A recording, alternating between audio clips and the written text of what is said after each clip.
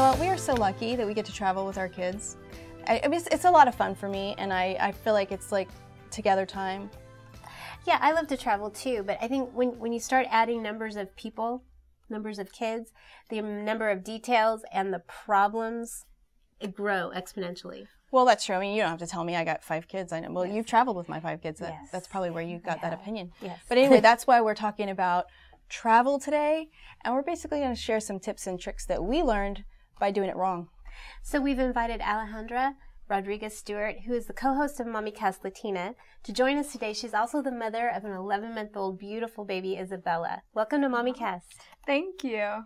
So traveling with an infant it can be really difficult, and I think one of the most difficult things is the accoutrements. Every little thing that you have to Seems take like the for smaller that the baby is, the bigger your bag is. Yes. Oh, yes. Yes. It's so much that you need to carry, and it's very tiring. Yes. So now you've traveled with Isabella internationally. You went to Mexico. Yes. Was there one thing that you did that was like the worst thing to do, or one thing that you did that you would always do, the best thing ever?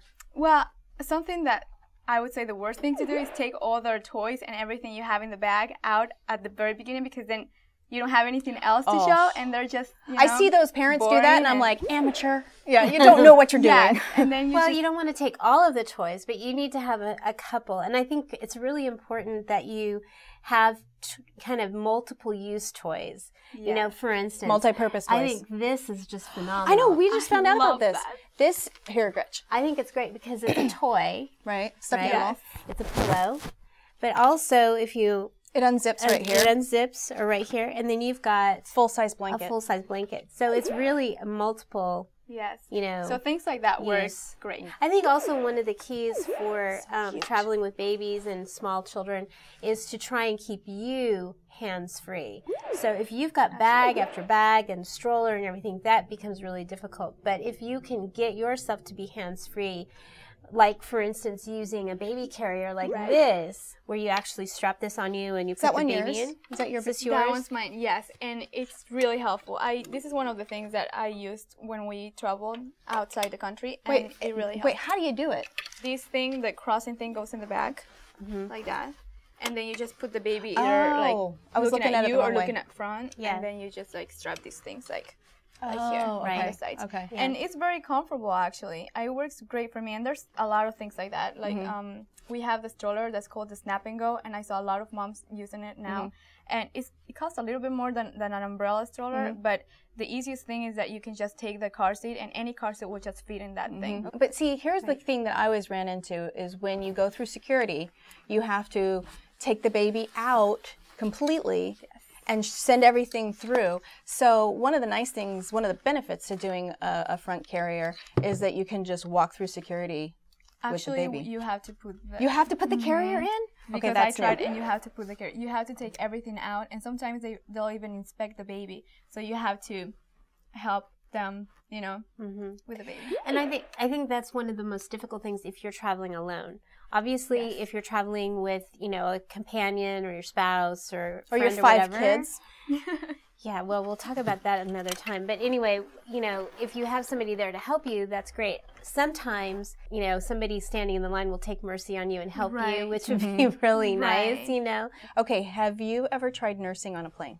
I did. That can be really embarrassing. I know. I mean, I had my husband next to me, so I felt comfortable. Yeah, you don't want to be in the middle of 2 people you don't know. I don't think I would do that. That'd be weird. Because the seats are just so close. But, I mean, of course, I had my cover and everything that, you know, I wasn't like... Yeah.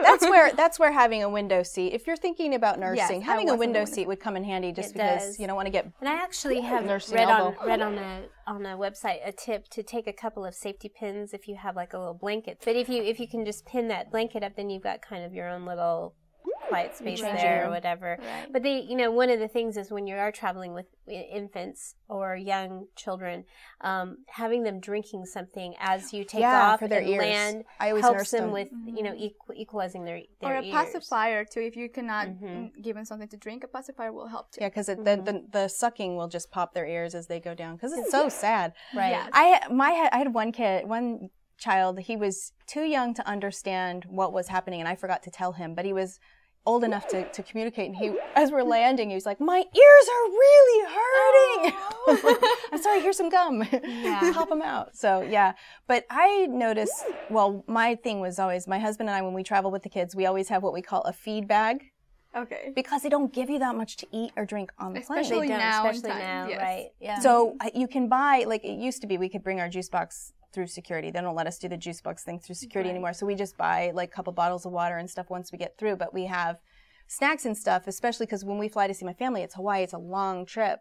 And so we always have our feed bag, which is also where we'll put like a DVD player or something like that if we might need it. And I think, if you can actually try to consolidate some things, and this is where it gets really hard, and you have to really estimate how many diapers you're going to need. Well, I think it's really important, when you start consolidating stuff, to have kind of like a clear plastic bag with the diaper changing stuff. And they need to be clear plastic bags because when you go through security, they're going to want to see.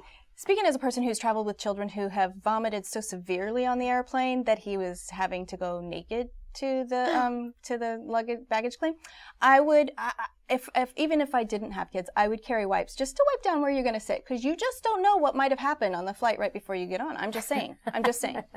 No, I think baby wipes are one of the things that can be most helpful when you're traveling, because like what Paige says, you can cleans the stains out of your clothes, clean and sanitize, but then there's a whole bunch of other things that you can do like that. Like there was a guy who spilled soup on his suit, and I gave him a baby wipe, and he was like, oh, this is a miracle. I think, when you are a young couple, it's expected that you will travel to wherever the family is. But I think at some point when you have a young family and it becomes really difficult to travel, especially when you start, you've got one child, maybe 2 kids, 3 kids, 5 kids, then it becomes almost impossible and almost cost prohibitive, really, for you to travel to them. So then at that point, I think you need to say, okay, Mom and Dad, it's time for you to travel to us. Mm-hmm. And I know especially a young family may not always have the room for guests, especially guests that are staying several days.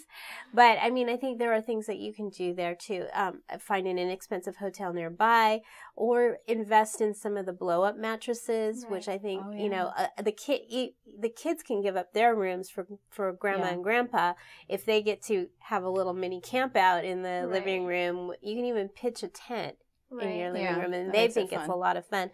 Put the blow-up mattresses down or whatever. That's true. I'm glad you touched on that point, that just make it fun for the kids, because a lot of times it's just, okay, you're gonna give up your room and that's it, But if you bring something fun to them, that okay, you can come out and do this or that, and they're gonna be more happy to give up the room. So, Allie, thank you so much for coming and spending the time with us today. Thank you, Gretchen. Thank you, Paige. And Isabella is so cute. And I just, as she grows, I think that's one thing that we didn't talk about really is, as they become toddlers and how active they are. Yeah.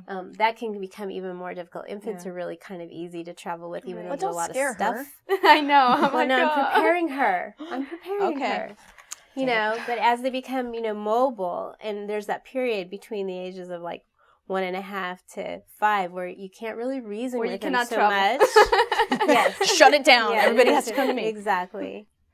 If you have any travel tips you'd like to share with us, please. Or horror stories. Yeah, because we like to commiserate. Right. You can find us at MommyCast.com or on Facebook.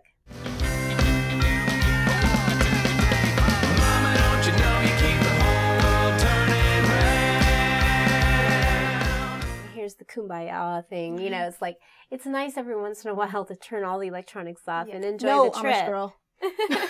Kidding. Okay, no, it's true. It's true. They do get tired of it. Enjoy the trip a little bit, I'm not singing any songs, but... For those who see the world as their playground, you need more than an ordinary diaper. It's why there's Pampers Cruisers. Its breakthrough super absorbency makes it 2 times drier, yet with less bulk, so you can move freely. It's the gear to play to the max.